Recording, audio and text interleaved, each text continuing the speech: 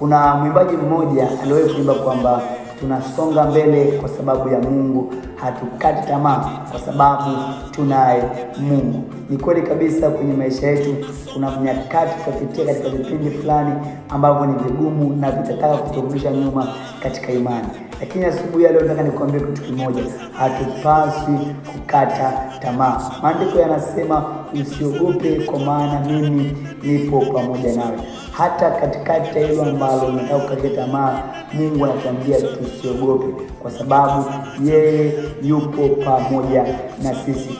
Jambo moja ambalo nataka kukujua ni kwamba hatupaswi kukata tamaa mpaka yule ambaye anatukatisha tamaa akate tamaa ya kutukatisha tamaa. Yaani mfanye yule anayekatisha tamaa aweze kukata tamaa pale ambapo unatamani kuweza kukata tamaa. Yamkini adui anatamani kukatisha tamaa, yamkini shetani anatamani kukatisha tamaa. Usikubali uongo wake. Mungu akubariki sana. Uwe na siku njema.